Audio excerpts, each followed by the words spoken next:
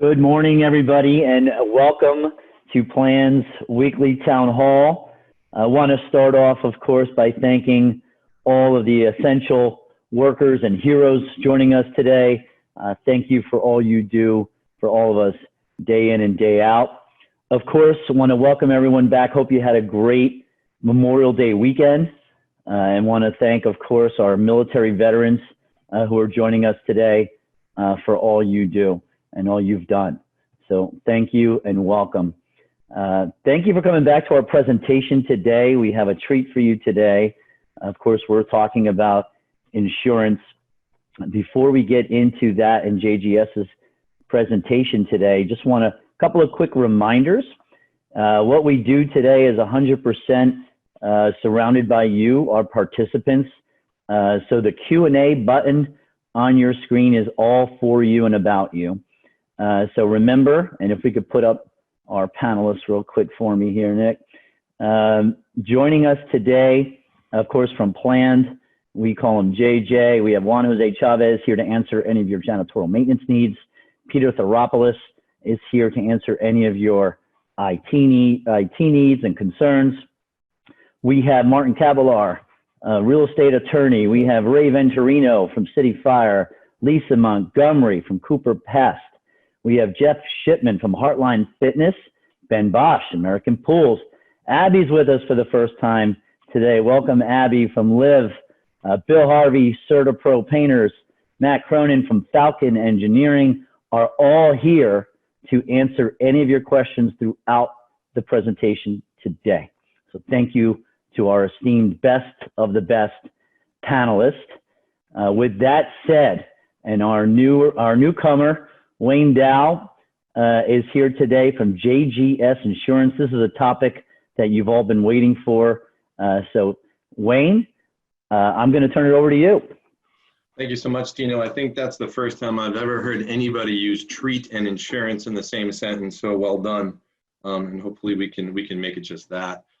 Nick, if you'd present a next slide, please, just to get my face off the screen there. But so thank you very much. We just thought an appropriate topic for this week might be considerations for reopening your amenities in the wake of this COVID pandemic. So first slide is simply just sort of that backstop of, with all of this in mind, I guess the first piece of information would be to make sure you're following up with your executive order information, both at the state, local, and federal level. And then we've just added a couple of links here for you for the CDC information that's available to you as you sort of make your decisions and you try and navigate through this process. Next slide, please, Nick. So I think the first sort of thing to think about when we're talking about reopening in this sort of new COVID world is just to think about, just because you may be able to open doesn't mean that you have to, or even should for that matter. I think as board members, you want to think about what's in the best interest of the community. When you think in those terms, it's always best to sort of act reasonably and in good faith. The standard should be, what would an ordinarily prudent board member do in the same situation? So if you sort of use that as your framework for thinking about how and whether you want to reopen in this environment, then I think that'll do wonders for you. Next slide, please. So, and then the other thing, I think it sort of bears asking the question, what is the residents or what are your members' thoughts about opening? If in fact they don't really, if they don't feel though it's in the best interest, or they're not really ready to do that, then it sort of takes that issue off the table for board members and property managers alike. But if it's unsure or you're unknown, then I would think it's best to explore. And you can sort of look at or consider the following when you're talking about reopening, because there's costs both financially, of course, and then you need to think about what does that look like in terms of staffing, manpower, what's the feasibility of reopening? What do you have in terms of needs for vendors, and are those vendors available? What do your governing docs say in a general sense about sort of acts of God, or if they even address those sorts of issues? But you want to check the governing docs and vendor availability as to feasibility, in addition to your cost assessment as well. Next slide, please. So let's think about once you've made the decision to reopen, maybe you've taken sort of the pulse of the community, The community wants you to reopen the amenities. I think it's pertinent and very important to review all your federal, state, local mandates. You need to look at your governing documents. I think it's of the utmost importance to consult with legal counsel. I think this is one of those issues where you don't want to sort of be penny wise and pound foolish. And again, it goes back to that sort of cost analysis, but you definitely want to get general counsel involved to sort of take all these pieces and put them into play and think how they all interact. So in that sort of vein, I would, I think the best thing you can do, again, act reasonably, think about a written plan of action. And when you think about a written plan of action, it must be implemented in a consistent, uniform, non-discriminatory manner. So sort of if you're thinking about bullet items or things that you want to include in that written plan of action, think about rules for each use, for each amenity. You'd want to post those. Maximum occupancy requirements based on what's coming down the pipe from the CDC, from your local and state authorities. PPE requirements, and you need to think about, do you have the ability to even sort of adhere to those PPE requirements? Social distancing requirements, what does a cleaning schedule look like? Tasking a point person to make sure that the plan of action is actually implemented and adhered to correctly. And then what happens if you get non-compliance issues? What happens if you just get people that will not adhere to your written plan of action? Next slide, please. So I think it's best to sort of, document your journey to reopening. Again, I think that these are two big points: a written plan of action that has to be sort of implemented in terms of, in conjunction with your governing documents and federal, state, and local mandates. And again, it has to be implemented in a consistent, uniform, and non-discriminatory manner. Next slide, please. So I think when it comes down to, because you're going to get, and we have a slide of this as well, but through your best efforts, you're going to see claims. I think it's just going to happen.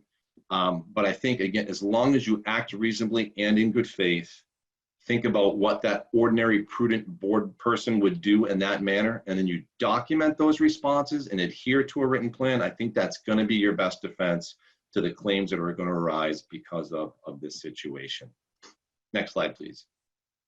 So we sort of, when we're bouncing around the office, we were looking about what are the possible exposures we're thinking about, and what should we be looking at when we're planning our action plan in the COVID environment.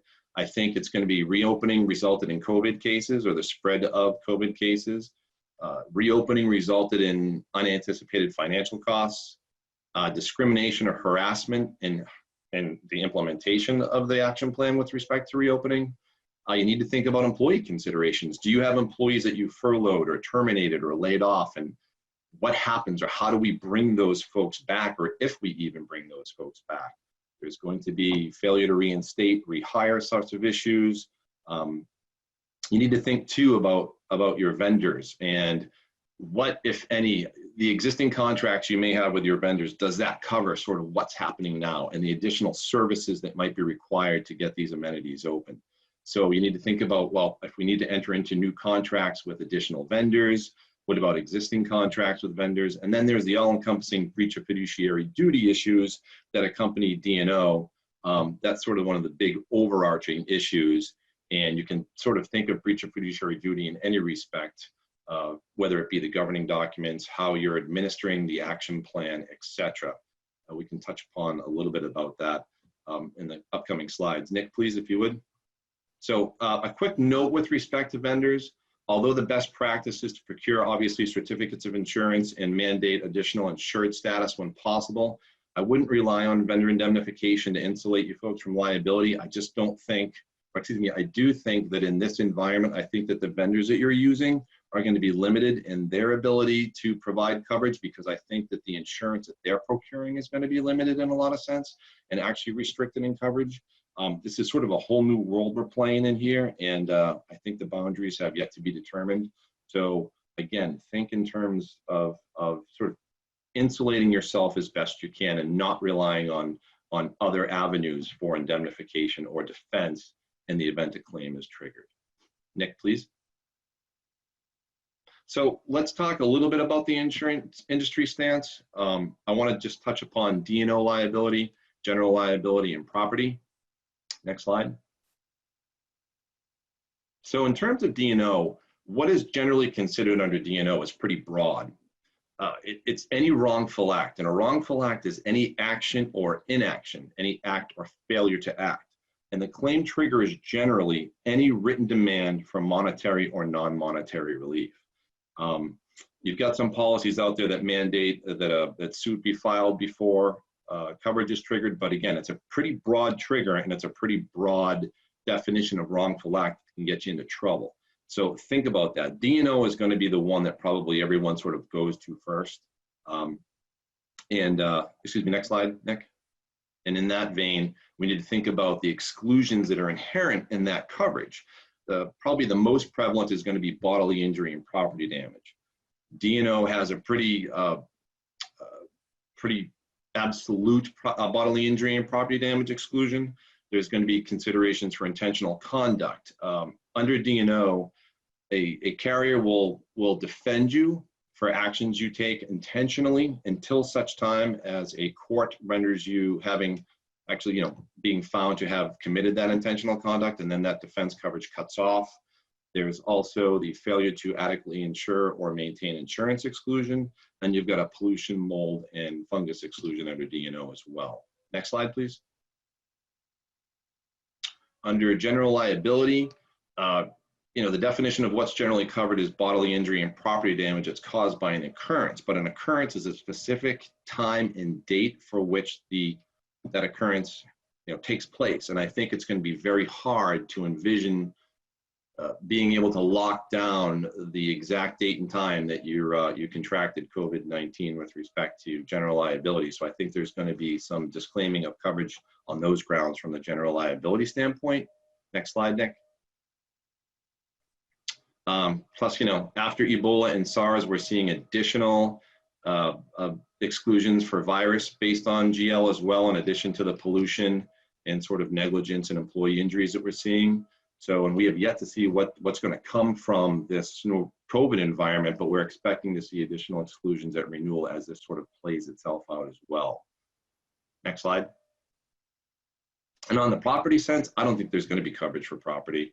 I don't think that anything's going to cover or at least trigger coverage for COVID just by the nature of what is generally covered, which is property damage, personal property, business income, and the ordinance of law. So I just don't see it there. Next slide. So again, you've got bacteria, virus, mold, and just general wear and tear exclusions on the property side of the world. So I just don't see that happening. Next slide. And so that's my presentation. I guess I kind of flew through it. I think Nick was a little concerned that I had too many slides for my time frame, but I think just my rambling, nonsensical bullet shot went through it all. But so I welcome questions. I apologize if I went too fast on that. We can certainly go back and address these, but I wanted to get the information out. And hopefully you folks had some questions that we can answer for you. All right, Wayne, thank you, and fantastic job. Happy to have JGS Insurance on board with our illustrious panelists here. So thank you. I'm sure there will be, I've been inundated with questions over the weeks regarding insurance. So I'm sure there will be plenty for you to do. Just a reminder and some notes, our town halls are every Tuesday at 10 a.m. as you know. Spread the word if you're getting value out of this. We hope you are. We're bringing together every week the best that we know in the industry to answer any of your questions. And we'll continue to do that next week with Advanced Parking Concepts, LLC. So we're excited to be having them on board next week. Nick, if we could remind everybody who our panelists are so that they can start getting ready with their questions. And with that said, sorry, almost again. Yep. You always catch me here. Before we get into Q&A, if anyone on a panel has an update from last week to this week that you'd like to inform our participants of, please take a moment now and do so.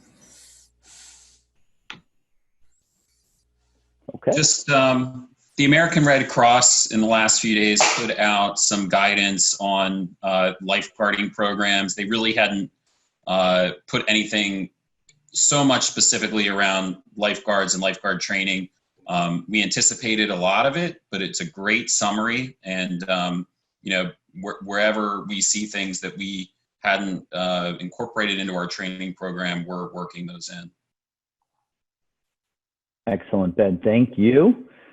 With pools, Martin, did I see you on mute there? Did you have something you wanted to add other than that cool new background that you have there?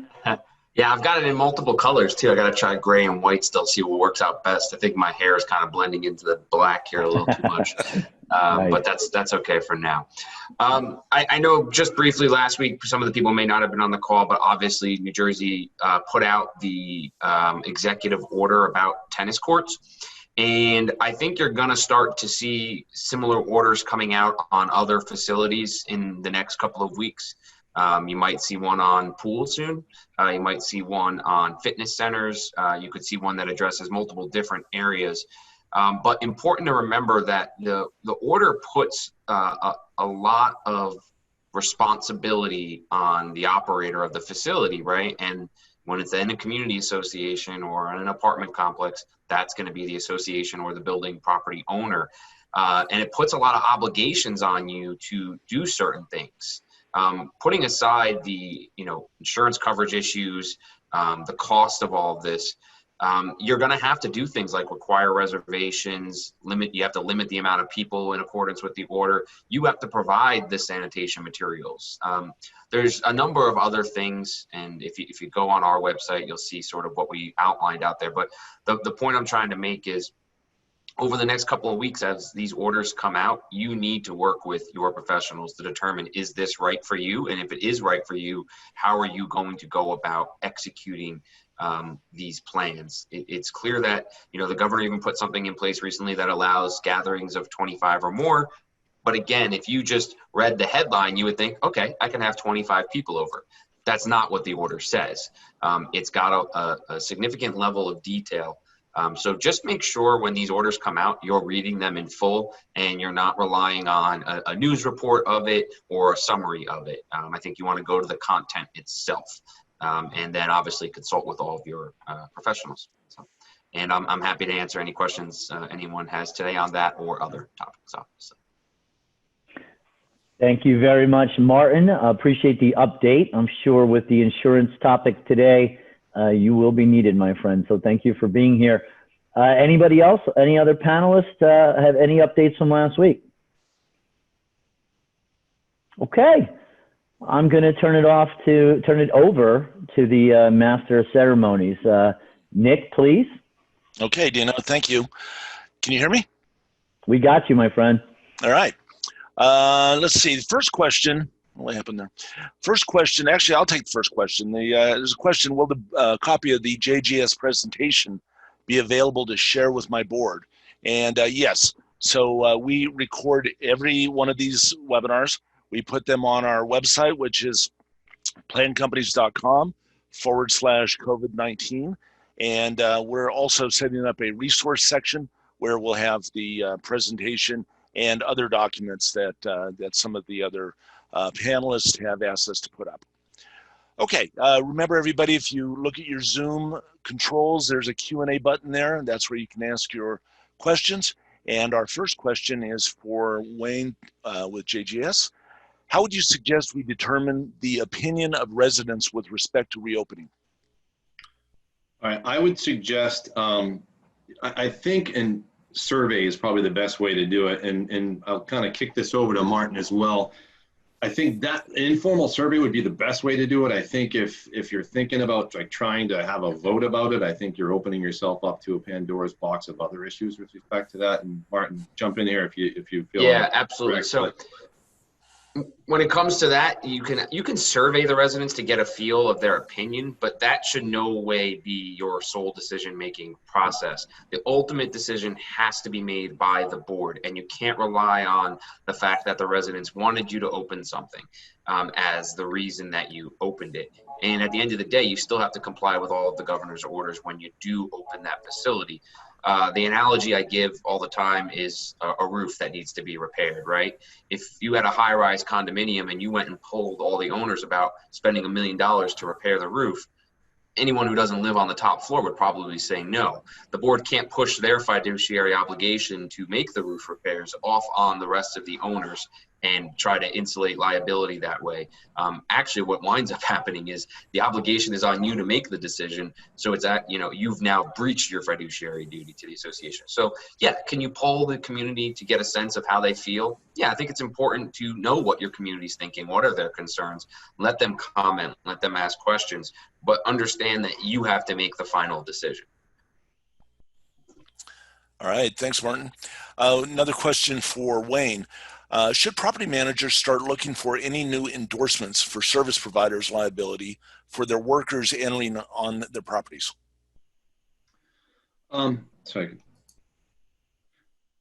Yeah, I think, yeah, definitely start looking. I don't know what they're going to be yet. I think it sort of depends on what this wave of allegations and claims comes through the process as in what they're trying to hit. I would imagine they're just going to do the shotgun approach, right? If there are issues that they're going to address, they're going to go either to D&O and GL. And that's when you're going to see the insurers kind of take a look at what they're seeing in terms of those allegations and claims, and then start endorsing policies to say, all right, listen, if you're going to have vendors on the site, then the vendors have to be vetted. They have to have personal protection equipment. There's going to be a lot of information coming at you. So yeah, I think that's a very important point, and one that you should start looking, or at least inquiring through your boards and your insurance contacts to figure out what those are going to be, or what they at least think they're going to be going forward. And Wayne, have you seen claims come in already? No, I have not. Luckily, knock on wood. And I think I think it's going to be tough, because that bodily injury exclusion on the D&O is going to kick a lot of stuff out. It's just by its very nature. So I think that, because D&O is more geared towards breaches of fiduciary duty and not sort of personal injury, it's going to take it away there. I think it's going to be hard pressed to find coverage under a GL, just because, again, I don't think you can sort of nail down that one specific event that's going to rise to the level of an occurrence. So nope, I haven't seen claims yet. They're coming. I know they're coming. It's just a matter of how clever plaintiffs' attorneys are going to be to try and craft the allegation to get the coverage. Okay, Wayne, thank you. We have a question from Martin, a legal question. Do you see most communities opening the tennis courts, and what concerns have they shared with you? So we've had a few communities open tennis courts. I would say the biggest concern that we have seen, and I'll answer sort of this other question I saw, is the increased cost, because they have to actually provide sanitation materials, meaning hand sanitizer or hand wipes, and then they have to sanitize the high touch areas. So you're going to need somebody out there in order to do that. Now, does that mean every association is doing it? No. Does that mean they're probably opening themselves up to liability if they're not doing it? Yes, absolutely, because it's fairly simple for someone who wanted to make that allegation to know what the governor's order says and say, well, you didn't even follow the governor's order, which is very basic, to provide these materials. So I think that's the biggest concern that we're seeing. And I will just comment too that some attorneys are interpreting the order to mean that it doesn't apply to community associations, meaning community associations cannot open their tennis courts, saying that it's not a tennis club. Well, we've taken a long look at this, and we disagree. And again, I'd say the large majority of attorneys are saying you can open it, because the order that closed the tennis courts in the first place was Executive Order 107, and it didn't mention closing of tennis clubs. It mentioned closing of recreational facilities. And the newest order also uses that terminology of recreation facilities. And therefore, we think it does apply to community associations, because if you're going to say that first order closed them, then you can't interpret this order not to open them, right? But it doesn't mean you have to open them. That's the important thing we've been telling everyone and saying. And if you do open them, then obviously you have to follow the governor's order. Okay, Martin, thank you. Question for Matt Cronin, Falcon Engineering. Matt, my community is on the fence about starting a construction project. Why should we consider starting a project now rather than putting it off for a year? Well, if looking at most of the local municipalities and the governor's mandates, they've recognized that construction is a vital element to keeping our economy going, and that's one of the biggest reasons why they've allowed construction to resume. But it's also been shown through studies that with the proper precautions in place, it's very low risk in terms of spreading the virus. So that's one of the major reasons to go with it. But it's also now's really an ideal time to take advantage of potentially lower prices from contractors as people are really eager to get going again. And additionally, there's also the risk of putting off a project for a year. You're going to really subject your building and existing damage to potentially further damage by going through another winter, which is generally the most damaging time of year to any kind of building envelope construction. Okay, all right, Matt, thanks. Great answer. We have a question for Peter, the CIO of Plan Companies. Is there a way to track an employee's wellness through an app or some other technology? Yes. In regards to an app, there are basic apps that are out there that just capture the basic questions that the CDC has asked or recommended that we screen our employees with. Challenge there is with the apps is making sure that all your employees do download the app, number one, and number two, use them.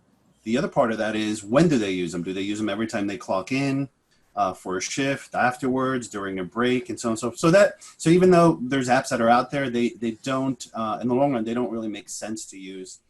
Just to give you our feedback on what we've done internally is we've enhanced our time and attendance system where when the employee actually clocks in, it first asks them the three basic questions.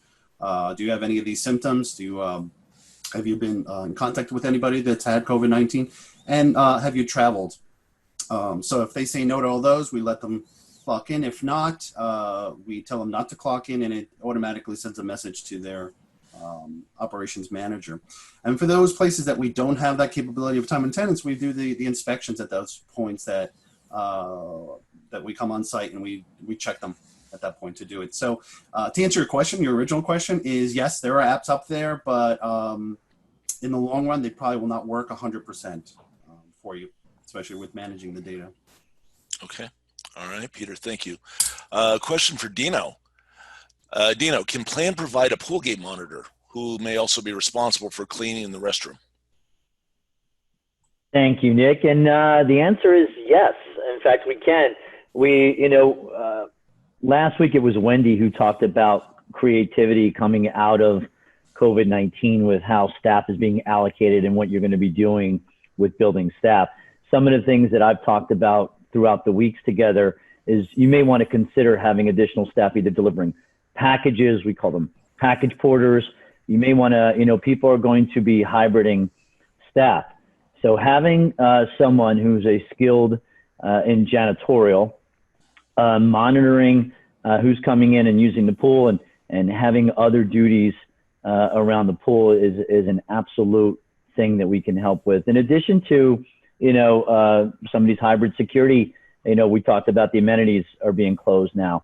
Having someone who can help with packages, rove the amenity spaces, make sure that these areas are secure, which we've been talking about through the weeks. And as Martin and others have pointed out, things are going to start reopening in phases, making sure that you have the proper staff to monitor that progress. So absolutely, Plan can help you with someone who can monitor your pool area while being able to clean and secure it as well. All right, Dino, thank you. That's a great answer. Question for Wayne Dow, JGS. Wayne, looking for a little clarification here. Did you say that defense would be provided for a COVID-19 claim under the D&O coverage? Yeah, here comes the unpopular answer of the day, and it's more than likely not, unless and I guess it's going to depend on how the plaintiff's counsel really drafts those complaints. But again, I don't see coverage beating the bodily injury exclusion under the policy. And so And if they somehow do, then you've got to go back to that action plan. You got to make sure that you're adhering to that plan in every way, shape, and form, and that you're administering it correctly in a common theme without discrimination. But I just don't see it. And then I know what I talked about was when I talked about that defense mechanism, I was speaking about the intentional conduct exclusion, which is within a D&O policy. So if you actually had a claim that involved intentional conduct that was not based on COVID-19, then yes, there would be ostensibly coverage or defense cost coverage for that claim. But again, I think once we add the COVID-19 element into it, I think it sort of defeats coverage on the D&O. Hey, Wayne, and so basically what you're saying is anyone who makes a claim that they contracted COVID-19, that's a bodily injury claim. That's not going to be covered by D&O, right? Yeah, so when you think about D&O and you think about the bodily injury exclusion, think about it in these terms.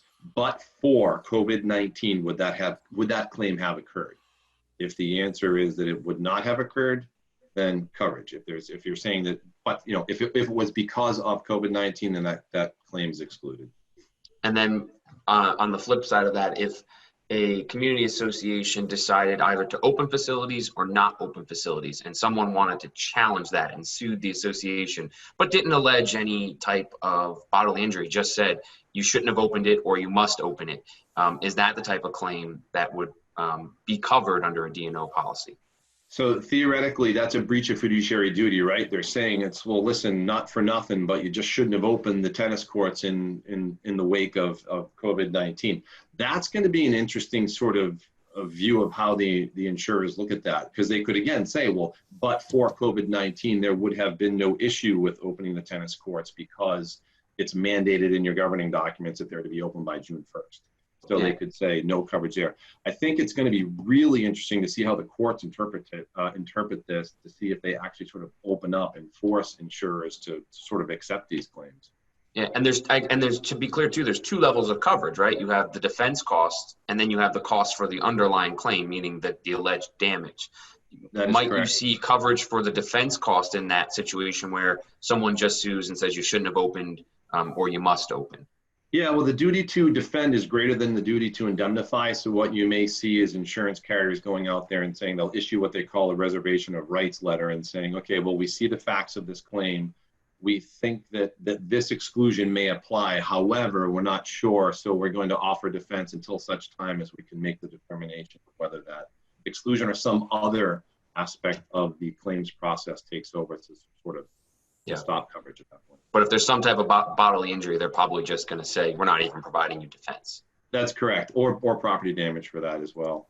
Somehow, if they say that, okay, now someone with COVID-19 or someone who is positive entered the pool, do the best efforts of the board and the property manager to sort of adhere to the plan and everything else. But, that person goes into the pool and now theoretically that pool is infected, if you will. There'd be costs associated with whatever that cleaning process is. Again, that would be a claim that I would believe would be denied under D&O because of the property damage exclusion. Okay. Thank you, Wayne. Thank you. Yeah, that adds to the importance of, Guy, I just wanted to add to that, Nick, for a second, too, the importance of making sure your amenities are secure, making sure they are being monitored at this time because of all the things you just heard. But I think that it's important. Great conversation, guys. Appreciate it. So we have kind of a follow-up for Wayne and Martin. With regard to business interruption insurance, do you anticipate that there's a claim that is made not for COVID-19, which is clearly excluded, but rather government agencies that cause closures and disruptions, claims being accepted? I kick this one to Martin because, again, I think that from what I've seen, once it goes back to COVID, but for COVID, the government wouldn't be taking that action. Martin, do you have a different opinion of that? No, I agree with that. I don't think you're going to be able to try to get coverage by saying it wasn't COVID that caused this. It was the government's action in shutting things down or the government's executive orders. But the government's executive order details why they're putting it in place. And every single order has paragraphs on paragraphs on paragraphs about COVID-19, the dangers of it, and why they feel they then have the authority to take this action, right? Because before a government takes action, they want to make clear as to the reason why they believe they have the authority to take that action, particularly when you're doing something like a stay-at-home order, which is a pretty, harsh thing to put in place. They want to cover their bases. So it'd be very simple to just look at that order and say, yeah, this is COVID-19 based. You'd have a tough time. I don't see that any coverage being provided in that circumstance now. Okay, and another question from our audience, I guess Martin and Wayne. In Maryland, we open our tennis, pickleball, and basketball courts with signage stating that the courts are not cleaned for COVID-19 and that they enter at their own risk. We do not provide cleaning or sanitation products. Do you see a problem with this? So again, each state is different in their executive orders, right? And New Jersey requires them to be provided. So check with Maryland, see what Maryland says about that. The signage is something I would recommend, but you have to stack your potential defenses here, as Wayne was saying before. You have to do, the more things you do, the less likely your risk is, right? Meaning, yes, could you simply just put up a sign? Sure. Is that going to prevent someone and be a complete defense? No, it's not, unfortunately. Could you also get waivers? Yes. Is that going to be a complete defense? No, it's not. But each level, each layer that you add in, you're creating a better defense for yourself in these types of cases, in these types of claims.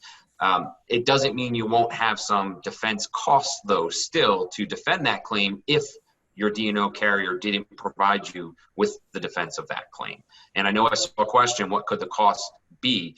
In a case like this, you're probably looking at anywhere between, $25,000 and $100,000 in attorney defense costs. If someone were to make a claim that they contracted the virus at the tennis court, and you weren't able to get it dismissed early on, and you're probably not going to be able to get it dismissed early on. It's probably going to survive the discovery period and not be subject to a dismissal probably until a year or two into the case.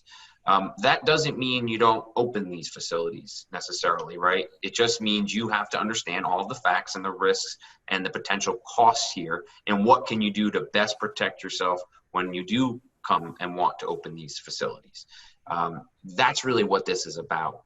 And that's why we're talking about these topics and these subjects today.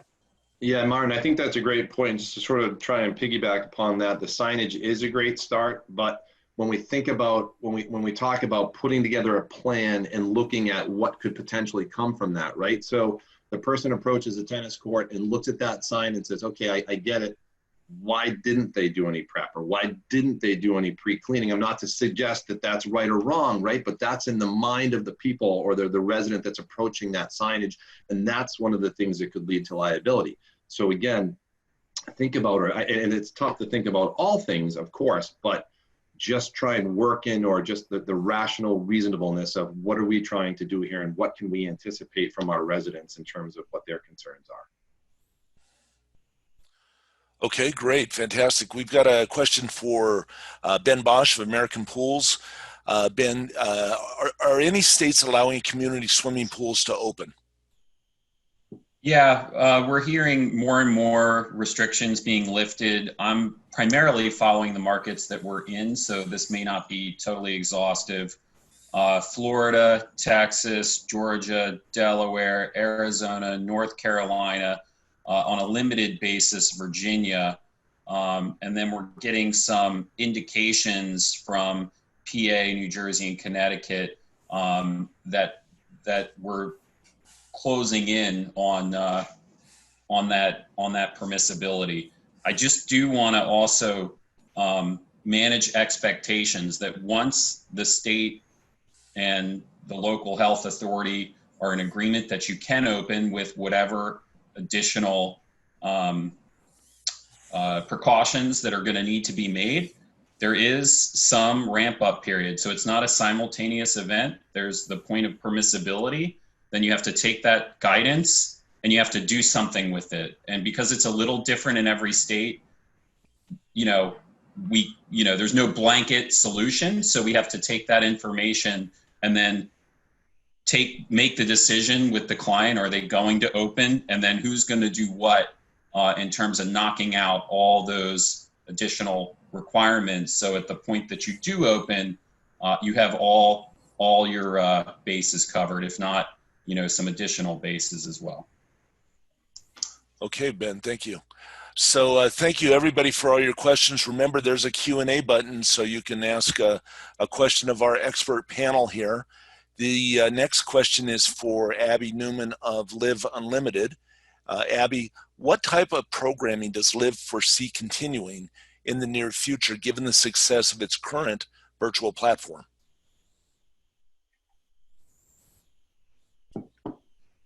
Abby, you're on mute. Sorry. There you go.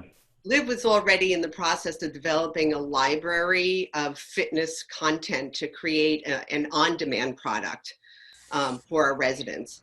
We weren't really sure if that was going to be a great demand for that, but given how much content was out there, like products like Peloton or Varus by Equinox. However, the resident engagement that we've experienced, it really inspired us to build this out. So we're also now looking into other virtual content. So perhaps we may do an ongoing virtual culinary series or even a virtual children's activities to present to our portfolio of residents. Okay, Abby, great, thank you. Question for Juan Jose Chavez of Planned Companies. JJ, what adjustments can you make to your current scope of work once amenity areas are reopened? Thank you. That's a great question. So this is where it's important to really understand what your janitorial team is doing as it relates to the scope of work, right? Because if you have amenity areas that are closed, maybe those hours that the janitorial team is spending, they're probably doing something else, especially because there is a need to increase the disinfecting of the frequently touched areas. But this is a good opportunity to really get with your janitorial provider and come out with a program or with a plan to really understand once everything opens in the building, is there a need to have more staff? Do you need more hours to be added to your janitorial program? Because the reality is there is so much that one person, each 8 hours can do. So if there is a need to add more hours, this is when you need to start really looking into that. At the same time, your janitorial provider should be providing you with options, because now there are some techniques out there like electrostatic spraying, like fogging, like the need to disinfect, because probably before they were just cleaning or sanitizing, they were not disinfecting. So get with your janitorial provider. For example, here at Plan, we are reaching out with every customer, and we put together a very specific plan for each building, because remember, every building is different. What could work in your building across the street might not be the same situation at your own building. So put together and figure it out if you will be covered with the amount of hours that you have in your program, or if you need to add more, or if there is another reason to add, again, the fogging or the electrostatic spraying. So it is a great question. Just take into consideration, and hopefully there is a very detailed scope of work that really is providing accountability to your janitorial team. Thanks, JJ. Appreciate that. We have a question for Jeff Shipman of Heartline. Jeff, can you talk about the importance of wearing masks during the initial stages of reopening? Absolutely. So initial stages, the short answer is yes. And where I like to inform everybody in some of our webinars is you've got an elevated heart rate. Obviously, when you're exercising, you have an elevated respiratory rate. So the ability to actually, if you have someone asymptomatic in a confined fitness area, you're expelling a lot more of that, contaminated air. So, in the initial phases, yes, it's not going to be the most comfortable thing to wear, but a mask, something over here to protect from, the water droplets getting into the air, getting onto the surfaces. We don't have as much kind of control from the CDC over our environment, but we have interpretation, and we have a very unique environment considering what I just explained about respiratory rates. So taking even further steps with social distancing, definitely requiring masks through phase 1, and it could be phase 2. Again, you've heard a lot of talk about federal, state, and local mandates. You have to dig into that and understand what's going on here. But masks, definitely, absolutely wear them now. Hey, Jeff, if I could just add to that question, similar to the pools question earlier, I think it's a pretty hot topic with gyms. In the areas that you service, are there areas that gyms are open, or like we had the pool question earlier? Sure, absolutely. So we cover kind of Maine to Miami, and we have an operation in Chicago.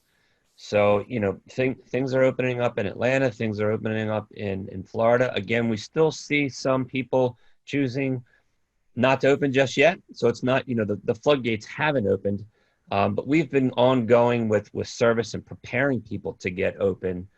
I've seen it all. I've seen no masks, I've seen great masks, I've seen barriers, I've seen a lot of different things. And where I try to guide people is, this is being transferred in the air. That's where you're most susceptible. You need to clean surfaces, you need to do all these other things, but protect yourself with a mask. I've seen barriers. You're going to put up barriers and you're going to have to clean barriers. And again, that doesn't stop air from going over and in front and all these other things. So distance yourself out. If you're not going to do masks, distance yourself even further, right? Give that air some time to drop down and not contaminate, other people's space. So thanks for the question, dear. Thank you. Thank you, Jeff. Okay, we've got a question for Ray Venturino of City Fire. Ray, will the implementation of protective barriers and the alterations that have been made to buildings to protect against COVID have a negative impact on fire protection and safety systems? How you guys doing? Yeah, I'd like to answer that. So if you think about it, when you're trying to implement things that make your people safer, you're going to put up barriers, you're going to change egress, you're going to eliminate some stairwells or do different things. All those things are fire hazards. Changing egress, so if you're blocking a door or leaving a door open because you don't want people to touch the handle, once again, you're changing the dynamics of how the fire systems work. So you really want to make sure that you don't put a barrier all the way up the ceiling, because you'll stop the smoke from getting to a detector. Because let's say that the plastic plexiglass that you see people putting up, that'll be here, smoke detector here, the smoke won't be able to get to the detector because you're stopping it from happening. What you want to do is really either have your fire protection company or the AHJ, the fire marshal or fire inspector, come out, look at what you're doing and put a stamp of approval on it and say, what you're doing is okay. You're not compromising the fire systems. And just make sure that everything's a case-by-case basis. So I can't tell you one rule, but just be careful and be wary of what you're doing, and look at your fire equipment to make sure that you're not compromising it, blocking a pull station or something that's really necessary that needs to be, that works during those times. Okay, Ray, thank you. It's my best advice. All right, great. We've got a couple questions for Ben of American Pools. First of all, Ben, it looks like we have 4 questions for you. Since associations must provide sanitizing products at pools, do we need to provide masks as well? I would say that that's going to be dependent on the state that you're in. It's not a bad idea, but some states could potentially require it. We haven't seen that yet. So that's my answer on that one. Okay. The next question is, actually there's 2 questions about signage. What is the position regarding the value of waivers in addition to posting a sign at the pool regarding warnings and protocols? And then the other part of that question would be, is posting a notice swimming at your own risk protect you from, I guess it's liability is the word. That's probably more a legal question, but I can tell you in terms of what Martin just said, stack your defenses. It's okay to have some redundancy, and you have to at least meet the state or local health authority minimum requirements. But as Martin said earlier, stack your protections so that there's, you're making every effort. I don't think any one of them stands on its own. Yeah, that's a very great point, Ben. There's holes to all of these things, right? And so a waiver is a great thing to have, but if you're allowing guests and visitors, it might not be enforceable against the guests and visitors. So maybe you don't want to allow guests and visitors. The reason it might not be enforceable is it could be somebody contracts it. And again, I understand the viability of a claim like the one I'm about to describe is probably a frivolous claim. It doesn't mean it won't be made at some point and you might have to defend it. Is someone contracts it at the pool, they bring it back home, they live outside the community, they give it to other people, right? That waiver wouldn't do anything there. Waiver's not going to protect you from anyone under the age of 18. The parents can't sign away their child's rights in that regard. The other thing you want to look at is in New Jersey, for example, there is tort immunity. So talk to your counsel about having a tort immunity amendment to your governing documents if you don't have it.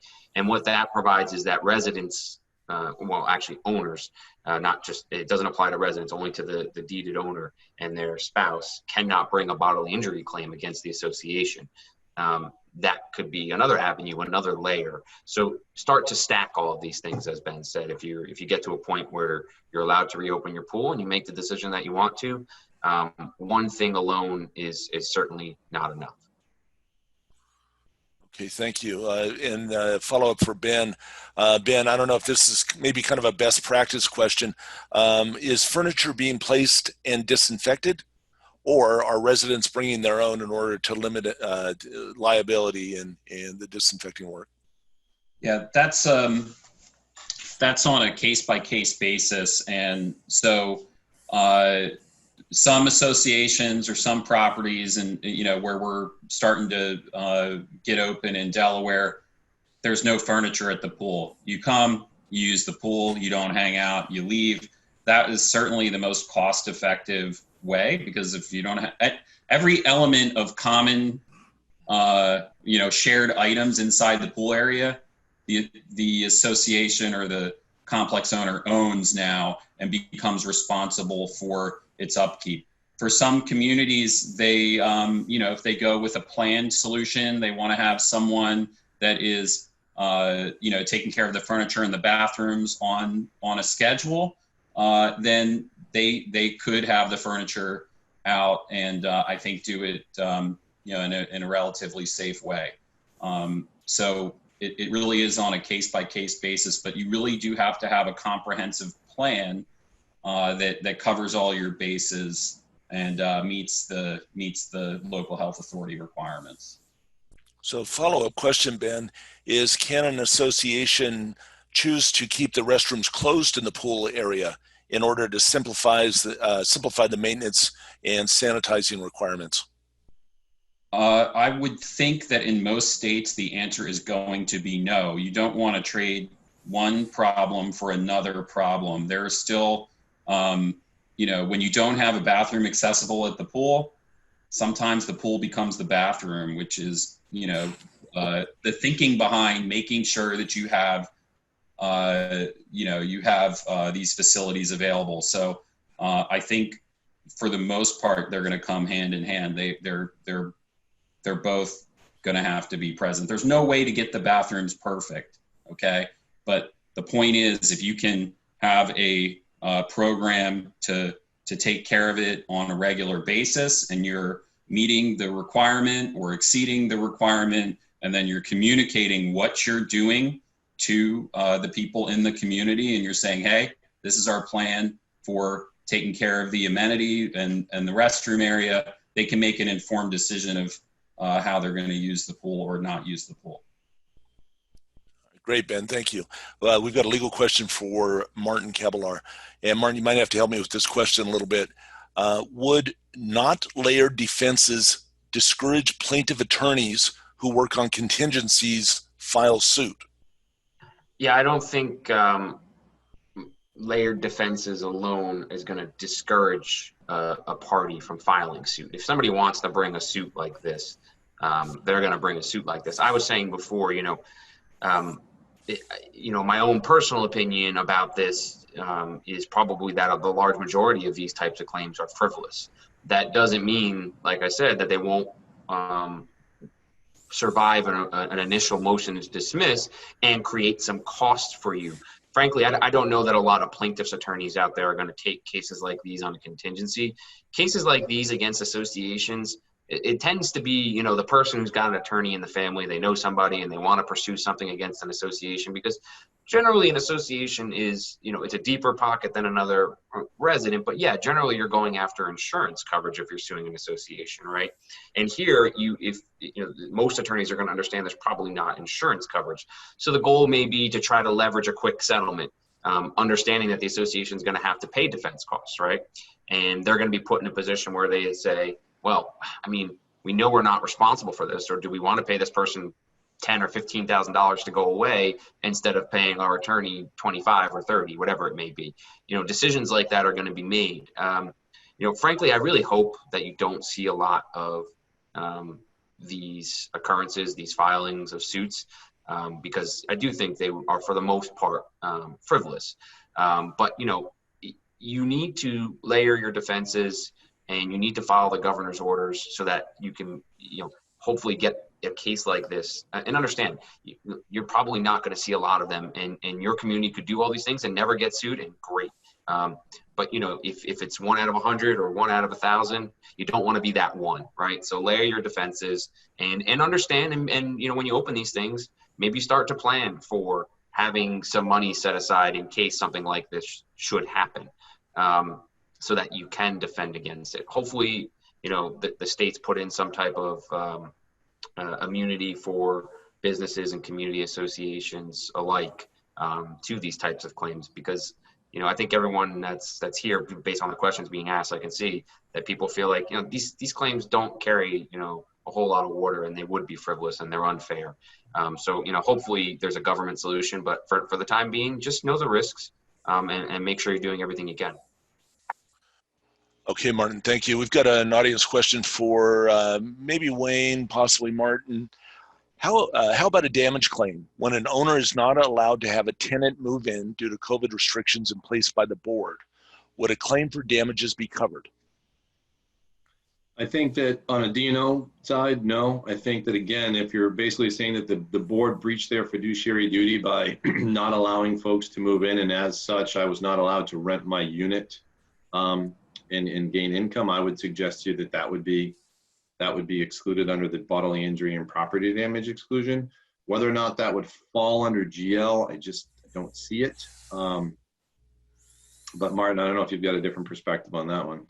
I think much like the governor's executive order, which puts in all the things around the fact that this is being adopted for COVID-19. When an association is adopting a policy like this, right, and you're going to restrict access to the building, and that's going to limit realtors from coming in, you're going to want to state your authority for doing so. And obviously your authority for doing so is going to be looking at your state's executive orders, understanding public health and safety, and saying, look, we have to protect the residents, right? So what I'm saying is, I think the association is saying this is done because of COVID-19, and that may be an avenue to exclude coverage. So yeah, I tend to agree with Wayne. You're probably not going to see coverage there. Keep in mind, I think the insurance companies are going to do everything they possibly can to disclaim coverage on anything potentially COVID related, because if they didn't, they would all go bankrupt at some point, because there are going to be a lot of claims coming in, and they couldn't possibly afford to pay out on all of these claims and to cover all of these claims. Certainly something that I don't think anyone ever anticipated. And again, they're going to look to any exclusion they can to kind of survive and weather this. Now, does that make the insurance companies bad? No, I don't think this is something that was ever intended to be covered. And frankly, you don't want insurance companies to start covering these claims, because then your rates are going to skyrocket, because the only way they can cover these claims is to charge everyone else more. So. Okay, Martin, great. Thank you. We've got a question for Bill Harvey with CertaPro Painters. Bill, we have a warehouse corrugated metal ceiling that needs to be painted. It's peeling badly in spots. What could be the cause, and how do you protect the floor while it's being painted? Generally, what we've seen for warehouse ceilings is that if it's a corrugated metal decking with the supports, which is pretty typical in warehouses, that if there is a lot of peeling, there's usually an issue with the roof first. So that would be the first thing, is to make sure that the roof is sound, there's no leaking, because in many cases, again, when the peeling is happening, it's because there's water, infiltration and moisture between the roof and the metal decking. So that's the common cause of that. As far as painting a ceiling like that, it does have to be sprayed, because there's usually a lot of conduit, pipes, supports, and things of that nature. And what we would use in a case like that is a paint called dry fall. And when before you paint the ceiling, you're going to cover all the floors with plastic. The dry fall paint is just like it says, it dries before it falls to the ground. So as you're spraying, any droplets that are falling are going to dry. They fall on the plastic down below. And then once that particular section, or depending on how big it is, the entire project is finished, all you have to do is roll up the plastic and discard it, and the floors are protected from all the paint. So that's the standard answer there. But just like everyone else says, it's a case-by-case basis. We try to diagnose the problem, and then the best course of action to paint it. Okay, Bill, that's fantastic. Thank you. And a question for Martin. Does an HOA have to provide masks to homeowners? In New Jersey, no, and I can't imagine that any other state would have implemented such a requirement. I'm not familiar with any. Okay. All right.